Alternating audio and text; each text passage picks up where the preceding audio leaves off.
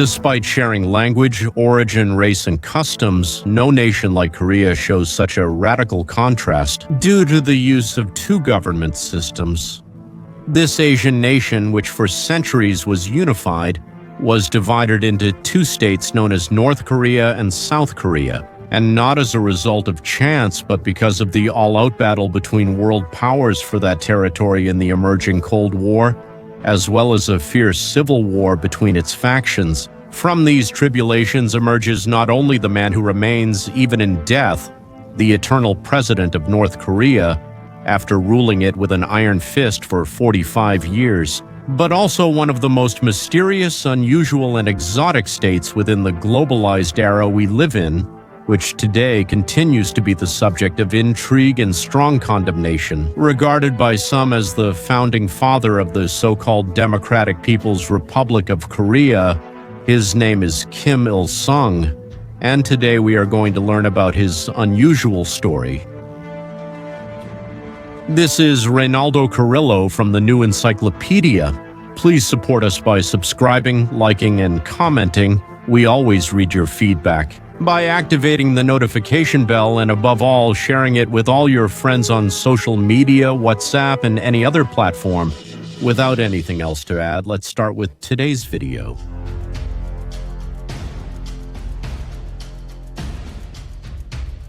Originally born with the name Kim Sung-hoo, who would later change his name to Kim Il-sung, he was born on April 15, 1912, near Pyongyang, the current capital of North Korea. His parents were two young Korean communists involved in various political and armed movements of their time, which made his childhood years quite turbulent, just like the complex historical context in which little Kim was born.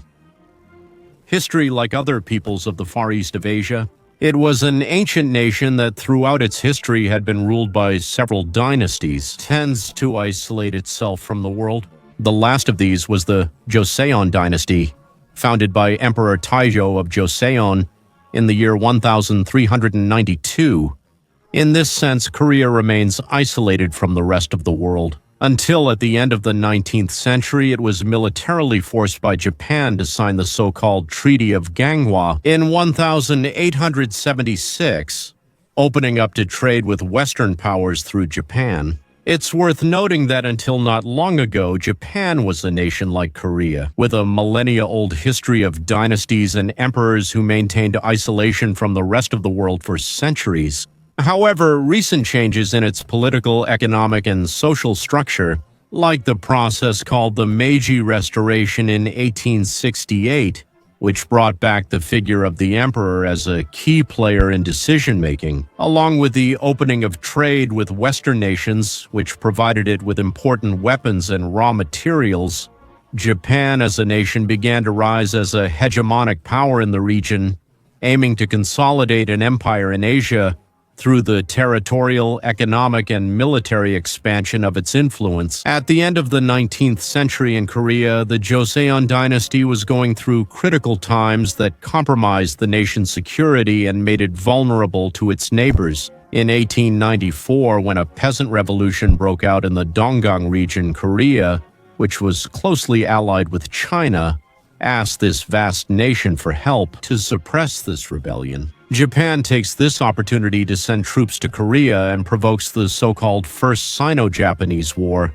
which ends with Japan's victory. On April 17, 1895, with the signing of the Treaty of Shimonoseki, what is proclaimed is, quote, the total and complete independence and autonomy of Korea. That proclamation, however, would be purely nominal, since Japan would dedicate itself through military presence and economic penetration to consolidating its control over Korea. Because after these events, there were several sudden leadership changes among Korea's emperors. On October 8, 1895, Empress Min, the wife of Emperor Gohon, the penultimate emperor of Korea, is brutally murdered by a group of assassins. It will later be revealed that they were sent from Japan. Empress Min had been one of the strongest opponents of Japanese intervention, having led meetings with Russia and China to form an alliance against Japan. Why?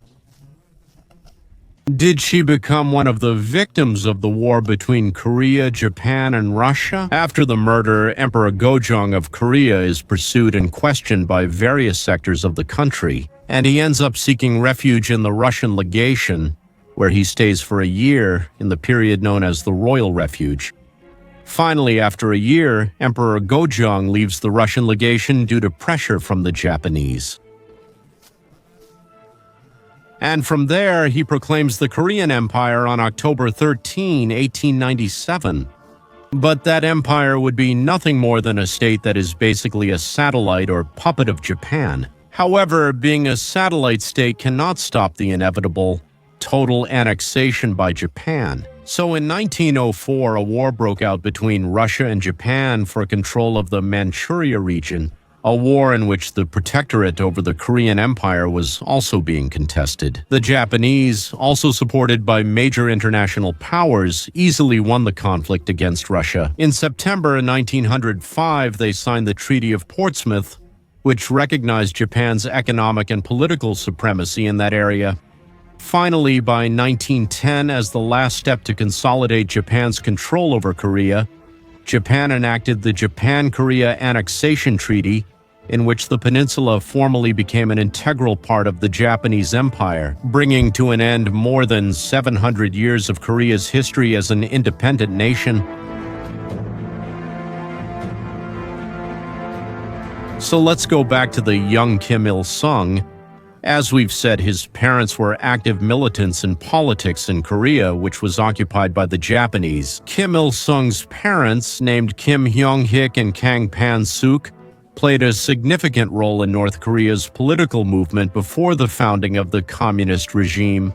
His father, Kim Hyung-hik, was a prominent leader of the anti-Japanese movement who participated in the struggle for Korea's national liberation. For her part, his mother, Kang Pan-suk, was also an important figure in the political context of the time, being a prominent leader of the communist women's movement. Her work included organizing women in the fight against Japanese imperialism. It was because of this same subversive activity of his parents that, at just 8 years old, little Kim had to emigrate to China, together with them, to escape the persecution of the Japanese authorities.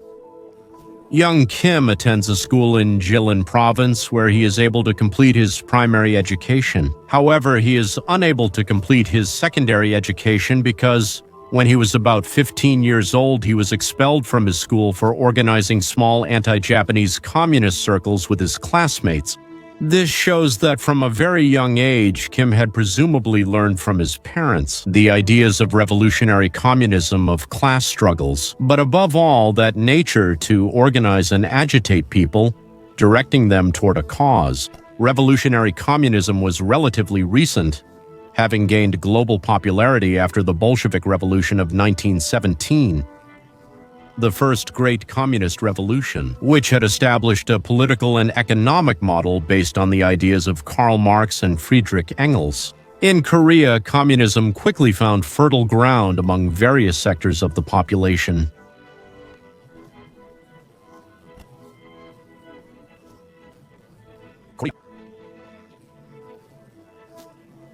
Fertile communism.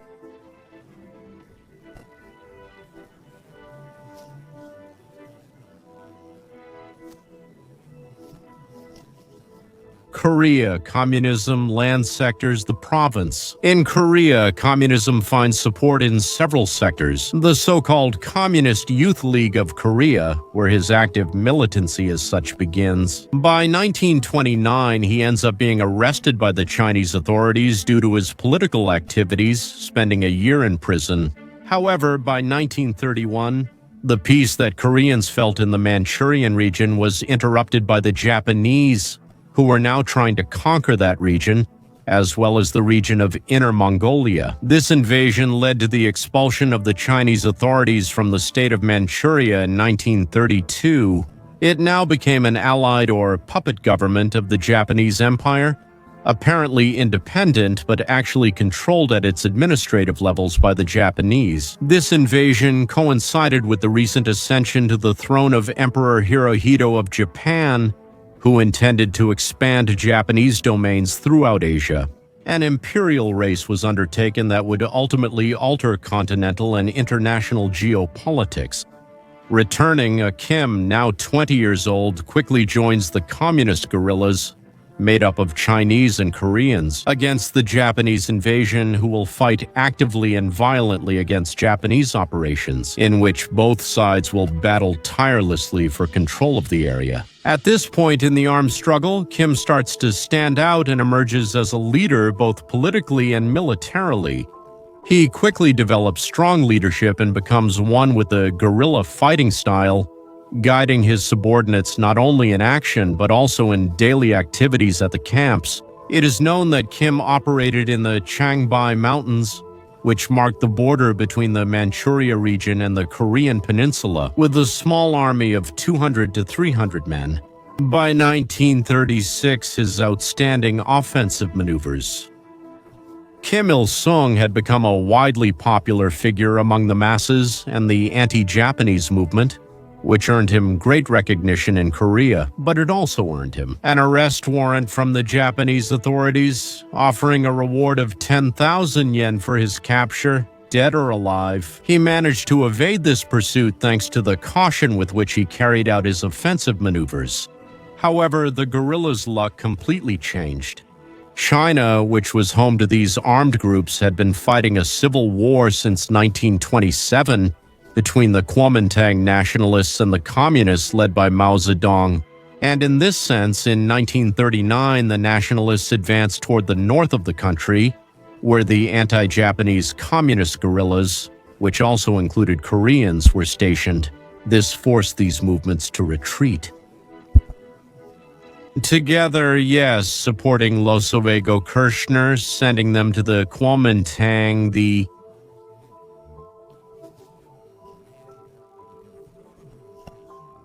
into all that again.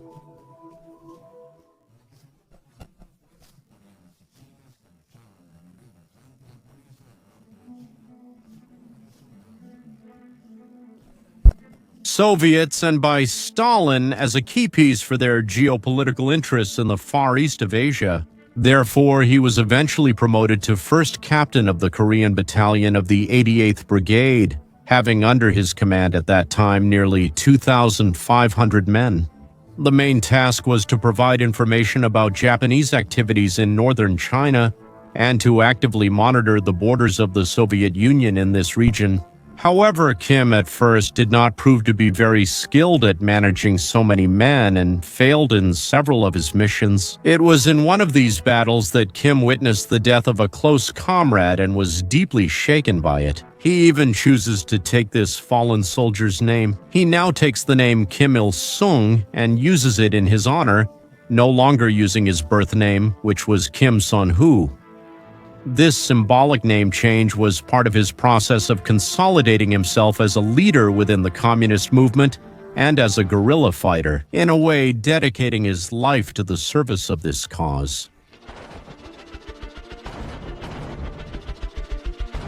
Meanwhile, even though World War II began in Europe in 1939 on the world stage, in Asia, it officially began in September 1941 with the Japanese attack on the American air base at Pearl Harbor, an event that marks the beginning of formal hostilities between Japan, part of the Axis powers, along with Germany and Italy against the United States and members of the so-called Allied powers. Japan, because of its expansionist drive, had become a geopolitical problem for the Allied powers, especially for the United States and England. By 1941, Japan controlled the entire eastern coast of Asia, including the north and Korea. In this sense, Americans and British put up a strong fight in the Asian Pacific against the Japanese Empire. During these first years of the war, our protagonist, Kim, took shelter in Siberia under explicit orders from the Soviet command to remain in the barracks. During this period, Kim, at 30 years old, met his wife, Kim Jong-suk, with whom he got married and had a son born on February 16, 1941, who would be named Kim Jong-il. By 1942, Kim was taken to fight in the Battle of Stalingrad, one of the most violent battles of World War II, and which marks a turning point for National Socialist Germany. By May 1945, Germany and Japan had surrendered to the Allies, and World War II was considered over in Europe. In Asia, the Japanese resisted a bit longer with their strong spirit, but eventually the Japanese Empire signed its surrender. After the war ended, the United States and the Soviet Union competed for strategic control of the area formerly under Japanese control, including the north of Korea. This started the rivalry that would soon become known as the Cold War. In this scenario, American troops intervened in Japanese territory, where the Marines would remain until 1952, and Stalin, on his side, sent his troops to Manchuria and then moved into the Korean region, with Kim being part of these Soviet troops. The United States, concerned about Stalin's advance, called a meeting in August 1945 in which the Secretary of State, Colonel Dean Rusk, drew a straight line at the 38th parallel dividing the Korean peninsula in two, with its most important cities, Pyongyang and Seoul, in the north and south, respectively. Taking advantage of the surrender treaty signed by Japan, the United States occupies the southern part of the Korean peninsula up to the aforementioned 38th parallel, the same point where the Soviets stopped from the north.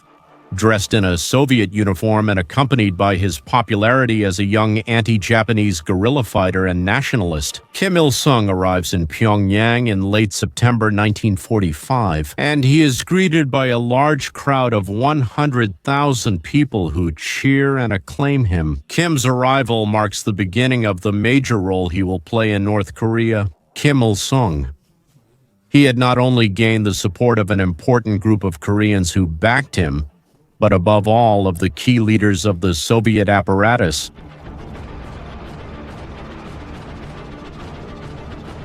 In 1946, under Soviet protection, Kim Il-sung, with limited experience as a guerrilla leader and battalion captain, he was appointed head of the Provisional People's Committee of North Korea, the provisional government that was being established in the region. From there, Kim began to consolidate his power through measures such as the expropriation of all land and the nationalization of the few industries that existed in the country, the creation of a progressive doctrine, the systematic dissemination of propaganda, and the consolidation of the Workers' Party of Korea as the sole ruling party. The Workers' Party was relatively new, having been founded with Japan's surrender in 1945. Kim, though not a major creator, was undeniably the most popular leader of the Korean nation, which later also led him to gain leadership within the party. So, he had a significant and broad popular base. With the approval of the Soviet Union, the so-called Democratic People's Republic of Korea was proclaimed on September 9, 1948. Kim Il-sung, who was already about 36 years old, was invested with two positions that guaranteed him absolute power over the country: Supreme Commander of the Army and Chairman of the Central Committee of the Workers' Party, positions he would hold without interruption until the end, absolute positions, the party. But the division of the Korean peninsula by international powers did not satisfy leaders of either the North or South. One of the beliefs and policies adopted by Kim Il-sung's Workers' Party was Korean unionism, that is, the firm idea that the two Koreas should be reunified logically under the banner of Northern Communism. So on June 25, 1950, the North Korean army crossed the 39th parallel and invaded South Korea, starting the fierce Korean War. In a first stage between June and September of 1950, the North Korean troops make a significant advance, even capturing Seoul and pushing the South Koreans and Americans to the southernmost tip of the country. In the second stage of the war, from September to November 1950, the South Korean troops received support from American troops, led by none other than General Douglas MacArthur. So they launch a counteroffensive, manage to push back the North Korean troops, and now they are the ones besieging the city of Pyongyang.